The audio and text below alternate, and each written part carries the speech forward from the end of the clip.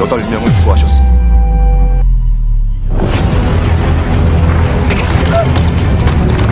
차사덕춘 초방대학 옆에 보세요, 김정우 씨. Movie की starting में हम एक आदमी को देखते हैं जो कि एक रस्सी पकड़कर लटका हुआ था। उसके हाथ में एक बच्चा भी था। दरअसल वो एक फायर ब्रिगेड में काम करता था। एक बिल्डिंग में आग लग जाती है, वो वहाँ एक बच्चा फंस जाता है, जिसे बचाने वो अंदर जाता है और उसे किसी भी तरह बचाकर विंडोज से जंप करता है और वहीं पर एक रस्सी को पकड़कर लटक जाता है और मदद मांगने लगता है। लेकिन किसी की मदद करने से पहले ही वो रस्सी टूट जाती है, क्योंकि आग लगने के कारण वो कमजोर हो चुकी थी। वो नीचे गिर जाता है और बच जाता है, उसे कुछ भी नहीं होता है। वो बच्चा भी सही सलामत होता है। वो बच्चा तुरंत उठकर अपने फैमिली को ढूंढता है और उनके पास चला जाता है। वो इंसान भी उस बच्चे की फैमिली के पास जाता है और उस बच्चे के से उसका नाम पूछता है, लेकिन उसे कोई जवाब नहीं मिलता, मानो कि उसे कोई देख ही नहीं रहा था। तभी उसके पीछे से कोई किम पुकार रहा था। उस आदमी का नाम किम था। जब वो पीछे मुड़कर देखता है तो इसे एक आदमी और एक लेडी दिखाई देती है जो उसे दूर से देखकर मुस्कुरा रहे थे। वो लोग किम को देखकर बहुत ज्यादा खुश हो रहे थे। तभी किम को वही अपनी बॉडी नजर आती है। अब उसे रियलाइज होता है कि वो मर चुका है और जिस किम को हम देख रहे हैं वो उसकी आत्मा है। वो आदमी और लेडी उसके पास आते हैं। वो आदमी उसका कार्ड चेक करती है और उसे बताती है कि तुम एक पैरागॉन हो। तुम्हारा सोल एक पैरागॉन है जो कि बहुत कम लोगों को मिलती है। पैरागॉन मतलब गुड सोल, जिसने कभी भी बुरे काम ना किए हो और बिल्कुल इनोसेंट हो। वो ये भी बताती है कि तुम्हें अब 7 ट्रायल को पार करना होगा, वो भी 49 डेज के अंदर। और अगर तुमने इन सब को पार कर लिया तो तुम्हें एक नई बॉडी दी जाएगी और तुम दोबारा जन्म ले पाओगे। वो कहते हैं कि हम दोनों एंजल्स हैं। दरअसल ये 3 एंजल्स होते हैं। 2 का काम होता है दुनिया के लोगों का सोल लेकर आना और तीसरे एंजल उस जगह पर जाता है जहां इंसानों को जलाया या दफनाया जाता है। ये एंजल सबको हेड था। लेडी एंजल का नाम एंजल सी था और जो उसके साथ होता है उसका नाम एंजल बी होता है और हेड एंजल का नाम एंजल ए होता है। मतलब इन तीनों एंजल्स का नाम alphabet letter A B C था। किम अभी भी अपने मरने की खबर के सदमे में था और वो अपनी माँ से मिलना चाहता था, लेकिन एंजल्स उसे समझाते हैं कि तुम अब इस धरती पर किसी से भी नहीं मिल सकते। तभी आसमान से एक गेट ओपन होता है जो दूसरी दुनिया में जाने का गेट था। वो गेट किम को अपनी तरफ खींच लेती है और अपने साथ दूसरी दुनिया में ले जाता है। अब नेक्स्ट सीन हमें दिखाया जाता है कि किम दूसरी दुनिया में पहुंच चुका था। वहां और भी बहुत सारे सोल होते हैं, लेकिन किम का वेलकम बहुत अच्छे से हो रहा था। उसे स्पेशल ट्रीट किया जा रहा था क्योंकि किम की सोल पैरागॉन थी और वो इनोसेंट था। और ये सब साबित करने के लिए उसे 7 ट्रायल को पार करना था। यहाँ पर उसके साथ तीनों एंजल्स भी होते हैं। सबसे पहले किम को हेल ऑफ मर्डर में ले जाते हैं। यहाँ उनका हिसाब होता है जो मर्डर करके आया था या जिसके कारण कोई इंसान मर गया हो।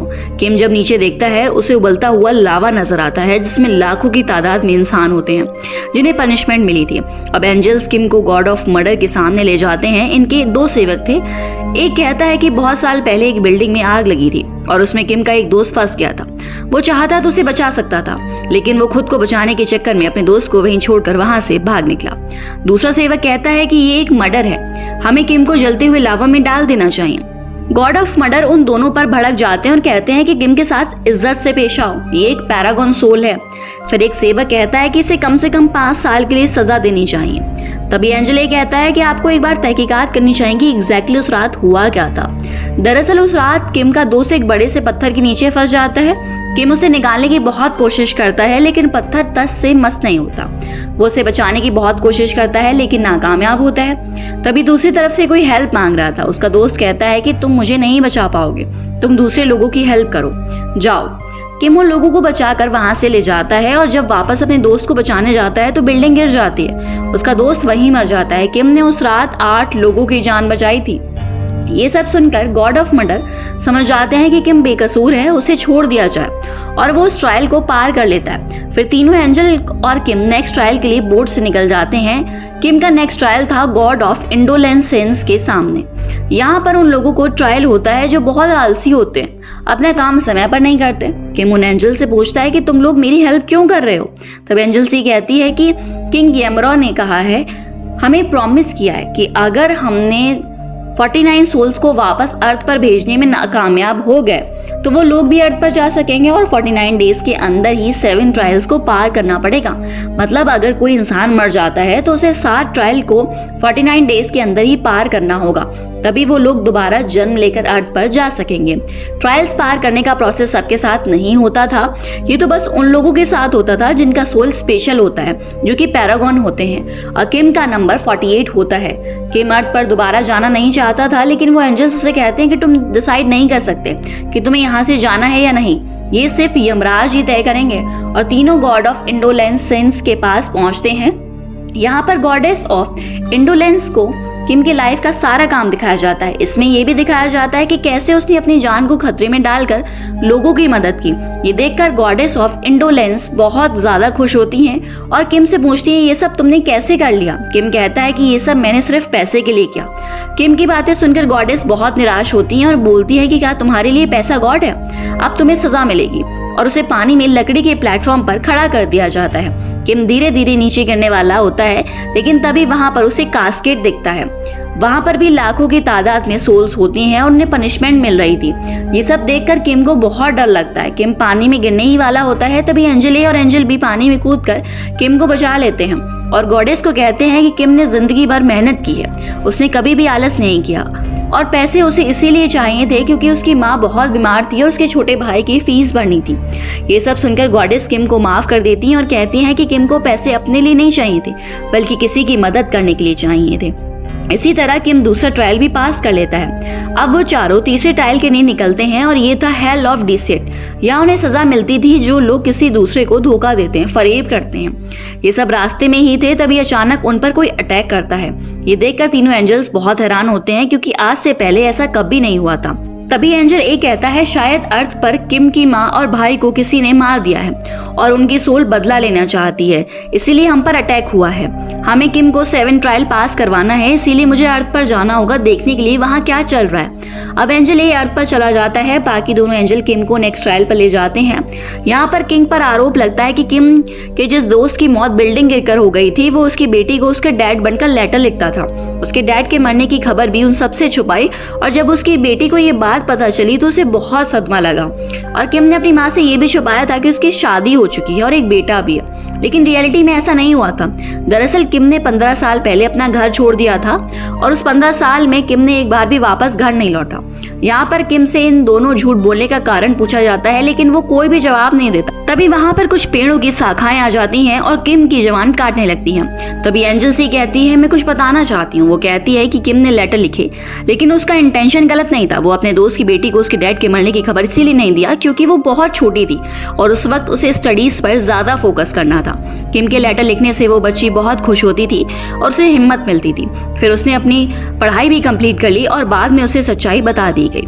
और अपनी माँ को झूठे लेटर्स इसीलिए लिखते थे क्योंकि उसकी माँ बहुत बीमार थी और ये लेटर के जरिए उसकी माँ को पता चलता था कि किम की शादी हो गई है और एक बेटा भी है, तो उन्हें बहुत ज्यादा खुशी मिलती है और वो जल्दी से रिकवर हो जाती हैं। मतलब किम ने जितने भी झूठ बोले थे वो दूसरों को खुशी देने के लिए कही थी।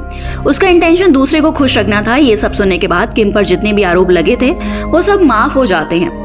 अब तीनों अगले ट्रायल के लिए आगे बढ़ने लगते हैं। वहीं हम दूसरी तरफ देखते हैं कि अर्थ पर एंजल ए किम के घर आ जाता है। वहां उसे पता चलता है कि किम के छोटे भाई रिम की डेथ हुई है, ना कि किम की माँ की। अब एंजल ए किम के भाई की सोल को फोटो निकालता और पूछता है कि बताओ तुम्हारी मौत कैसे हुई, कहाँ हुई। लेकिन वहां से किम के भाई की सोल भाग जाती है। एंजल ए उसे पकड़ने की कोशिश करता है, लेकिन सोल को पकड़ने में नाकामयाब हो जाता है।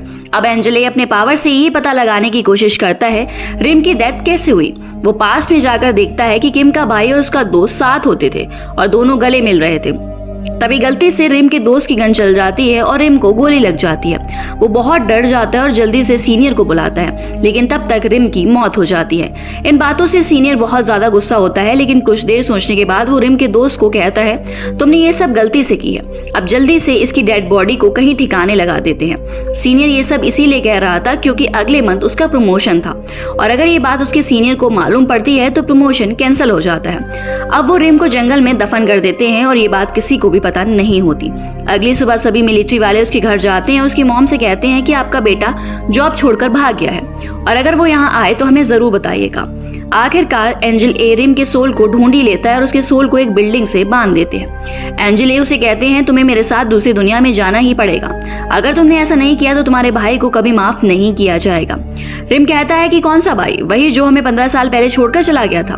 मेरा कोई भी भाई नहीं है, मैं यहाँ से कहीं नहीं जाऊंगा, मुझे अपनी मौत का बदला लेना है। जिस दिन मुझे दफनाया गया था मैं उस वक्त जिंदा था, लेकिन उन्होंने मुझे जिंदा ही दफना दिया। जब ये बात एंजल ए सुनता है तो उसे अपना पास्ट याद आने लगता है जब वो जिंदा थे। अब एंजल ए रिम को अपने साथ ले जाते हैं और दिखाते हैं कि उसका दोस्त जिससे गलती से गोली चल गई थी वो बहुत नशे में रिम के घर के पास होता है। वो उसकी मॉम को एक मैप देता है, उस मैप में एक रेड कलर का स्पॉट था। स्पॉट का मतलब था वो जगह जहां रिम को दफनाया गया है, और वो ऐसा इसीलिए कर रहा था क्योंकि वो रिम का बेस्ट फ्रेंड था। वो रिम की मौत से बहुत दुखी था। अब वो एक सुनसान जगह पर चला जाता है और गले में रस्सी डालकर सुसाइड करने लगता है, लेकिन ये सब रिम से देखा नहीं जाता। वो एंजल ए से कहता है प्लीज उसे बचा लो, उसकी मदद करो। तभी एंजल ए कहते हैं कि मैं ऐसा बिल्कुल भी नहीं कर सकता, ये हमारे खिलाफ है। दुनिया में मरने और जीने के साइकिल को हम कंट्रोल नहीं कर सकते हैं। ये सब सुनकर रिम को बहुत ज्यादा गुस्सा आता है और वो उसे कहता है कि अगर तुम मेरे दोस्त की जान बचा लोगे तब मैं वही करूंगा जो तुम कहोगे। अब ना चाहते हुए भी उसे बचाना पड़ता है और वो रस्सी काट कर उसे बचा लेता है। हम दूसरी दुनिया में देखते हैं जहां किम का 3 ट्रायल हो चुका था और वो उनको पास भी कर चुका था। अब चौथा और 5वां ट्रायल होने वाला था जो कि हेल ऑफ इनजस्टिस और हेल ऑफ बिट्रेयल था। इसका मतलब था किसी के साथ बुरा करना या किसी को धोखा देना होता है। इस ट्रायल में किम पास हो जाता है क्योंकि किम ने अपनी जिंदगी में किसी के साथ बुरा नहीं किया था और ना ही किसी को धोखा दिया था। अब उसका छठा ट्रायल होता है हेल ऑफ वायलेंस। यहाँ किम पर आरोप लगता है कि अगर एक बार किम ने अपने छोटे भाई को बहुत बुरी तरह से मारा था जबकि वो बहुत बीमार भी था, लेकिन किम इस बात पर कोई सफाई नहीं देता और इस बार एंजल बी और एंजल सी के पास भी कोई जवाब नहीं होता। अब हेल ऑफ वायलेंस उसे सजा देते हैं। तभी एंजल बी और सी एंजल ए से बात करते हैं जो कि अभी भी अर्थ पर थे। वो उन्हें बताते हैं कि किम को सजा मिल रही है। वो उन्हें कहते हैं कि तुम लोग उनसे डिमांड करो कि किम का फैसला आखिरी में तय किया जाए। ये सुनकर गॉड ऑफ वायलेंस खुद भी शॉक थे क्योंकि इसका मतलब ये था कि अगर आखिरी में किम दोषी हुआ तो उसके साथ साथ तीनों एंजल को भी सजा मिलेगी। अब तीनों नेक्स्ट ट्रायल के लिए निकलते हैं। फिर हम अर्थ पर देखते हैं जहां एंजल ए किम के भाई को बहुत अच्छे से समझाता है और वो समझ भी जाता है। अब वो एक अच्छा सोल बन चुका था। फिर हम दूसरी दुनिया में किम को देखते हैं जो कि आखिरी ट्रायल था। वो तीनों रेगिस्तान में थे। यहाँ पर एंजल सी किम से पूछती है क्या तुमने सच में अपनी माँ को मरने की कोशिश की थी? दरअसल यहाँ पर जो ट्रायल हो रहा था उसमें आरोप था कि 15 साल पहले उसने अपनी माँ को मारने की कोशिश की थी। किम बताता है कि हाँ मैंने ऐसा किया था क्योंकि उस समय हमारे पास बिल्कुल भी पैसे नहीं थे, ना खाने के और ना ही इलाज के। मेरी माँ बहुत बीमार थी और मैं उन्हें तड़प कर मरता हुआ नहीं देख पा रहा था, इसीलिए मैं उन्हें मारने की कोशिश कर रहा था। मैंने सोच लिया था कि सबसे पहले मैं अपनी माँ को मारूंगा, फिर अपने भाई को और आखिर में मैं खुद मर जाऊंगा। जब मैं पिलो से अपनी माँ को मार रहा था तभी मेरे भाई ने मुझे रोक लिया। फिर मैंने उसे बहुत मारा। उस टाइम बहुत बीमार भी था, लेकिन फिर बाद में मुझे बहुत गिल्ट हुआ जिसके कारण मैंने अपना घर छोड़ दिया और ये तय किया कि मैं अपनी सारी जिंदगी अपने भाई और माँ के लिए जीऊंगा। और ये सिर्फ लेटर्स के जरिए मैं अपनी माँ से बात किया करता था। अब हम देखते हैं कि अर्थ पर एंजल ए और रिम वहाँ जाते हैं जहाँ रिम जॉब करता था। वहाँ जिम को उसकी माँ मिलती है। उसके पास वो मैप था जो रिम के दोस्त ने दिया था। उस मैप में एक रेड स्पॉट होता है जहां रिम की डेड बॉडी होती है। जब ये मैप रिम का सीनियर देखता है तो वो घबरा जाता है क्योंकि उसने ही रिम की बॉडी को दफनाया था।